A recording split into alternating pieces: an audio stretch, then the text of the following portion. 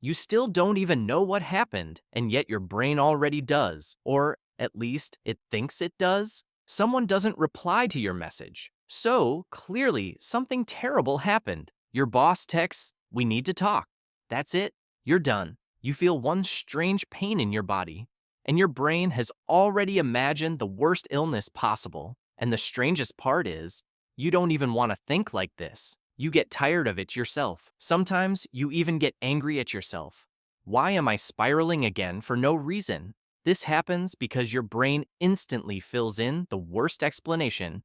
Why does it do that? Because it handles uncertainty very badly. In psychology, this is called intolerance of uncertainty, when the state of, "I don't know what this means yet," already feels too uncomfortable. And that's why the brain often prefers to give you some explanation, even if it's the worst case scenario. Research has long linked intolerance of uncertainty with worry, slower decision making, and a need for more evidence before a person can calm down. For example, someone texts you, "We need to talk later," and that's it, nothing else.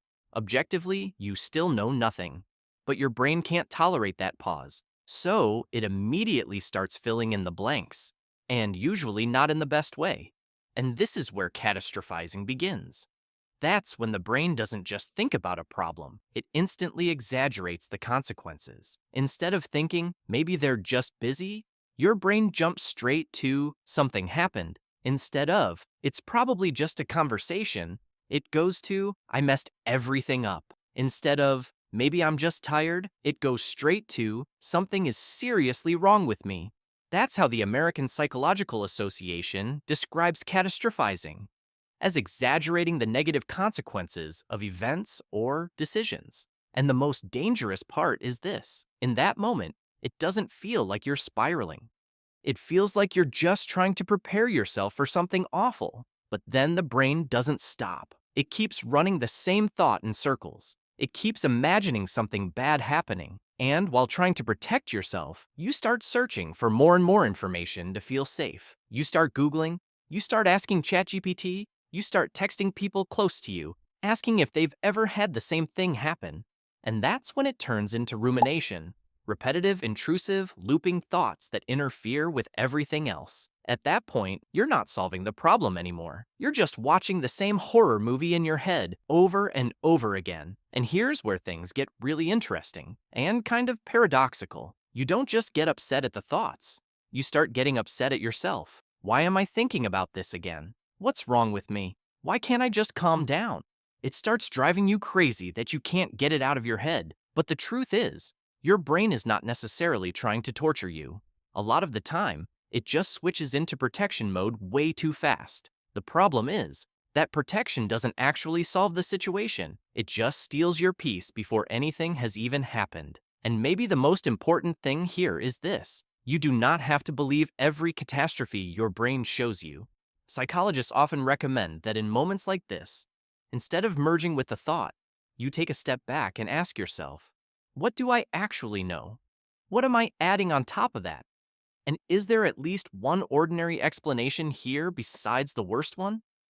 Sometimes that alone is enough to reduce the power of an intrusive thought, because the moment you stop treating it like a fact, you create distance. And not every anxious thought needs to be followed all the way to the end. In fact, the more you analyze some thoughts, the stronger they become. That's why psychologists often talk about not feeding this cycle with endless Googling, checking, or looking for reassurance from other people. Yes, it might relieve you for a few minutes, but your brain learns fast.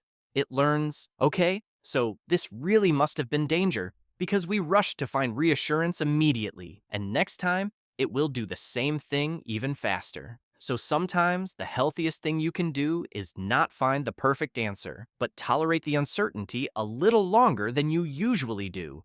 Don't run immediately. Don't believe it immediately. Don't build the whole catastrophe immediately, because not every anxious thought is a warning. Not every worst-case scenario is intuition. And not every wave of inner panic is telling the truth. Sometimes it's just a brain that's trying to protect you too fast. So if you saw yourself in this video, let me know in the comments. Does your brain also jump straight to the worst-case scenario? And if you want more videos like this about psychology, anxiety, overthinking, and the strange traps of the mind, make sure to subscribe.